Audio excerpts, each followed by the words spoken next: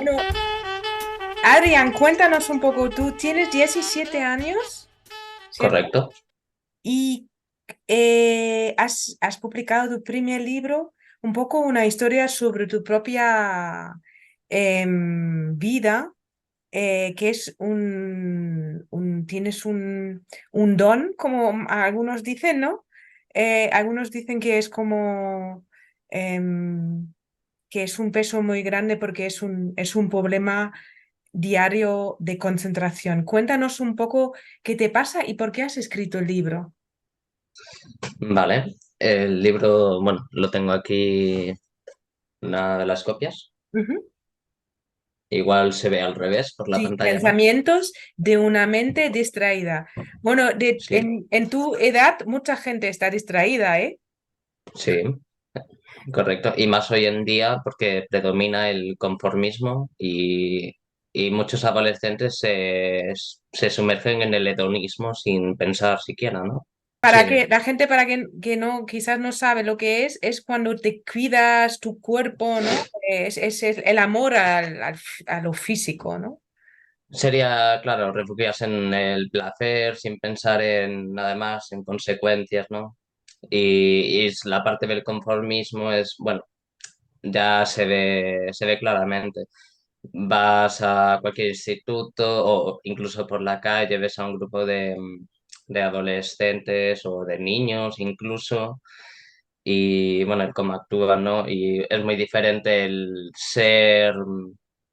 estar uno mismo dentro del instituto y sentirte pues incomprendido, como es en el caso de personas con rasgos diferentes, que verlo un poco desde fuera, ¿no? Un poco de, por ejemplo, hay profesores que suelen considerar algunas peleas entre niños como juegos de niños y eso puede derivar en otras cosas incluso peores, ¿no? Y que se suele hacer la vista gorda con ese tipo de temas.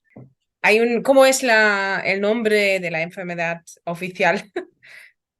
A ver, no es una enfermedad tal cual, no soy especialista, entonces tampoco Ya, puedo ya. afirmarlo, pero es un trastorno. Ujú. Es trastorno por déficit de atención con o sin hiperactividad.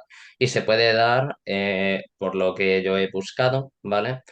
Tres casos. El primer caso es el TDA sin hiperactividad, ¿vale? Déficit de atención. El segundo, que aparezca primero la hiperactividad antes que el TDA. Y segundo, el combinado. El combinado puede ser que aparezcan los dos a la vez, ¿vale? Tanto la hiperactividad como el TDA. Y se suele diagnosticar pues mal últimamente, aunque últimamente, por lo visto, ha mejorado el, bueno, los recursos para poder diagnosticar este tipo de trastorno. Pero sí es cierto que por lo menos cuando yo era pequeño se solía diagnosticar pues muy mal. Yo con 4 años o así me llevaron mis padres a un psiquiatra y el psiquiatra, lejos de derivar a un psicólogo o cualquier cosa, pues me dio lo que viene siendo metanfetamina, ¿no?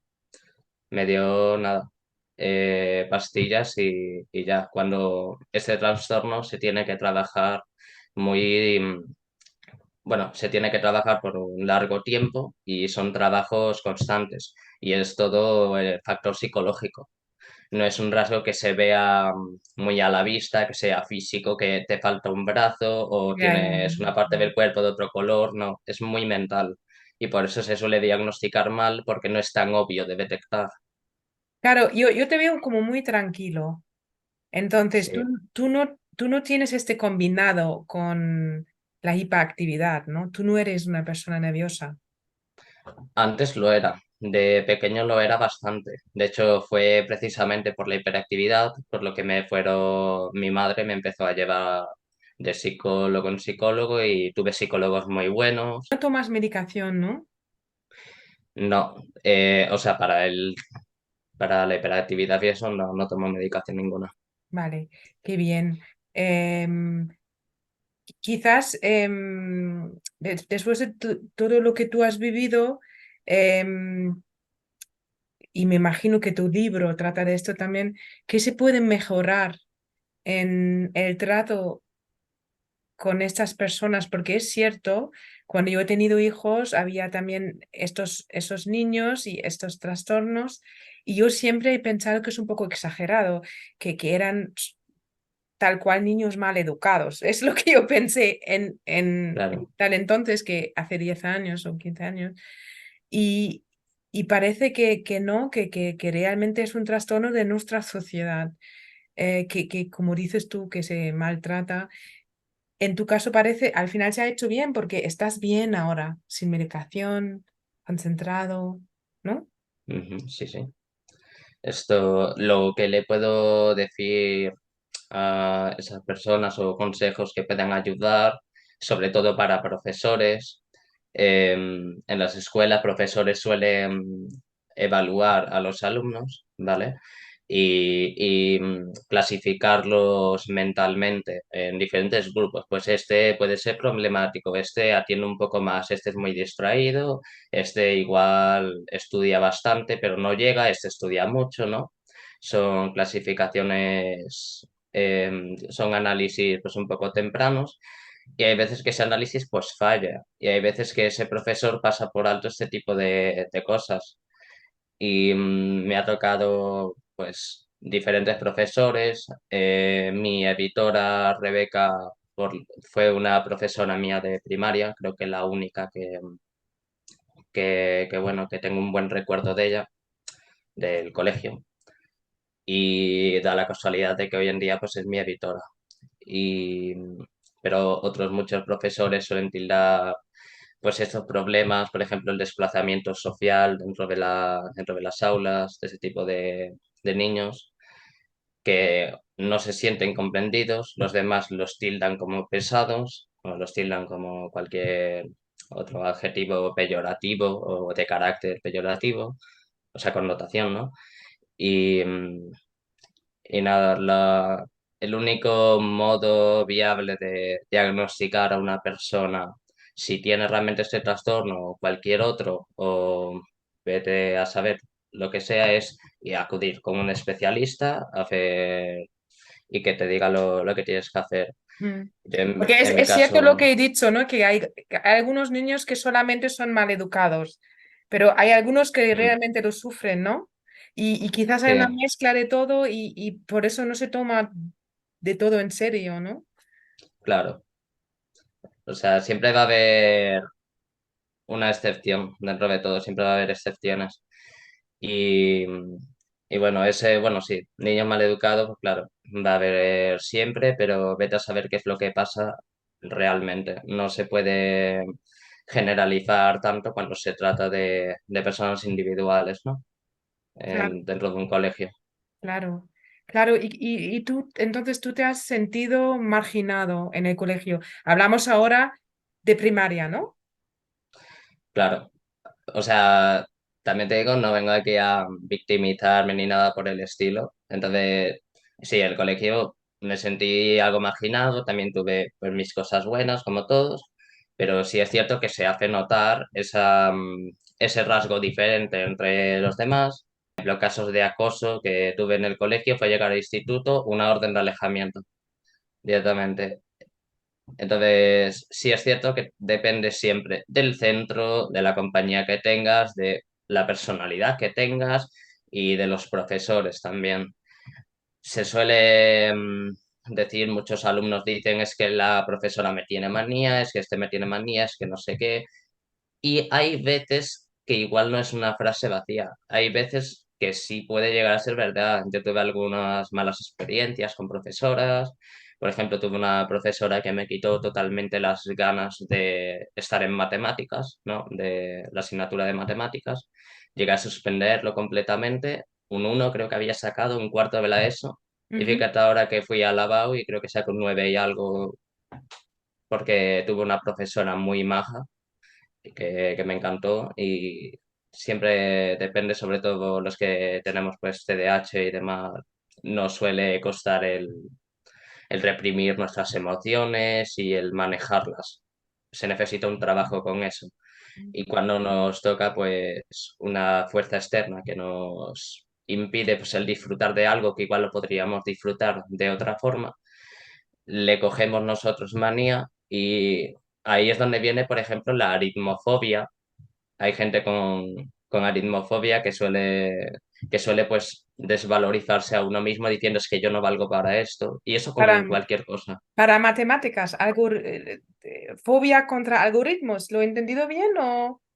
Aritmofobia, según tengo entendido y según lo escuché, viene siendo como una fobia a las matemáticas, Sí, más o menos. ok. Pero eso pasa con cualquier cosa. Todo se necesita pues de un trabajo y de las oportunidades que tengas, nada más. Bueno, hay muchísima gente que tiene fobia a la matemática. Yo creo que casi todo Sí, el mundo, ¿no? Que es una pena claro, porque no se sabe enseñar. Creo que es maravilloso. La matemática es maravilloso. Es el lenguaje sí. de Dios divino del universo. Es que se enseña muy mal. Pero tú en principio, como mucha gente con este trastorno que ya dices que sufres menos, es gente súper dotado, ¿no? Súper dotada. Depende. No clasifico a nadie como superdotado porque tal y como lo veo, la inteligencia humana es tan compleja que es imposible medirla en un número. Nunca vas a poder evaluar una persona desde todos los ámbitos posibles, porque esos ámbitos dependen de dónde estés, depende de cuándo estés y de las personas que tenga alrededor. Entonces, valorar la inteligencia de una persona es una tarea ya no imposible, pero extremadamente difícil. Claro, claro. Pero suelen ser personas em, que académicamente podían, si se sabe manejar bien su trastorno, podían sacar Ujú, muy buenas notas, ¿no? Porque claro. me imagino, es que tampoco soy experto en absoluto en estas cosas, no soy psicóloga, pero he tratado con gente que ha tenido trastornos de varios tipos, también autistas, y normalmente tienen una memoria especial. Ujú. Algunos tienen una memoria gráfica muy buena, algunos mm, con algoritmos. ¿A ti el colegio o el instituto es difícil para ti? Yo tengo TDAH con altas capacidades y también tengo memoria fotográfica. La memoria fotográfica pues me ha ayudado en bastantes cosas y tengo facilidad a la hora de recordar pues estructuras, colores, patrones. Sí que es cierto que no tanto el texto, no es sacar una imagen y automáticamente recordar pues lo que hay aquí en una libreta, en una hoja de papel, ¿no? Mm. No tanto así, eso depende de la concentración que tengas a la hora de hacer esa captura mental. Pero sí que es cierto que yo puedo coger y sacar una captura mental en unos segundos de una habitación, irme a otro sitio kilómetros a distancia y recorrer esa habitación mentalmente. Pero eso es gracias a ese trabajo psicológico que he podido tener. Y sí que es cierto que hay muchas personas con TDAH y altas capacidades que han sido genios. Tu libro, que se ha publicado si lo he entendido bien, en una editorial donde publican sobre todo escritos de niños, ¿no? ¿Cierto? Sí, sí, Pequeños Diamantes, la Sí, editorial y es qué libros bonito. para de niños y demás y lo lleva pues eso, Mm. mi editora, me pareció muy bueno y dije, también quiero participar aquí. Fue ya lo del colegio, que sea mi editorial, pues es un placer, la verdad.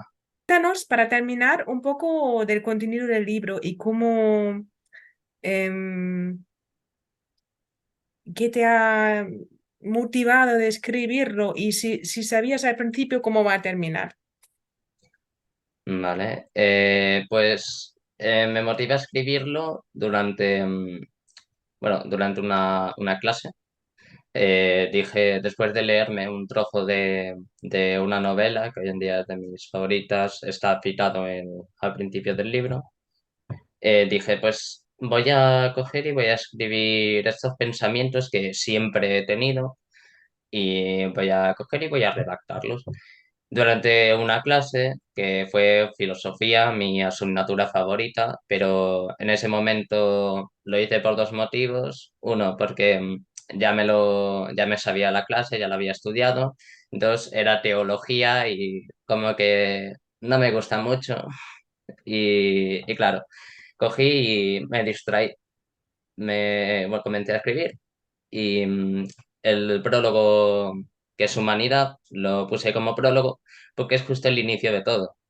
Y el resto del libro son 55 temas que cada uno son pensamientos espontáneos, completamente distintos, otros derivan de otros y así fui redactando. Cuando tenía tiempo libre, pues llegaba a casa y redactaba lo que iba anotando en una libreta que llevaba conmigo pues siempre, a todos lados. Ah, qué bonito. Entonces es más bien abrir una ventana en ti a través de estos capítulos en lugar de...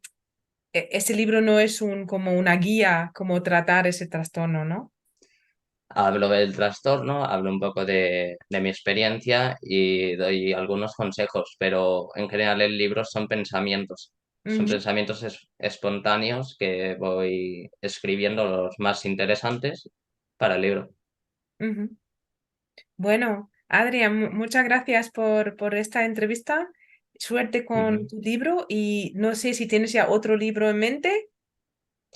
No, no tengo tanto en mente un libro, sí que es cierto que he ido anotando pues más ideas que se me van ocurriendo, pero todo depende del futuro, cómo me vaya y si tengo ganas de hacerlo o no, ¿no? Claro.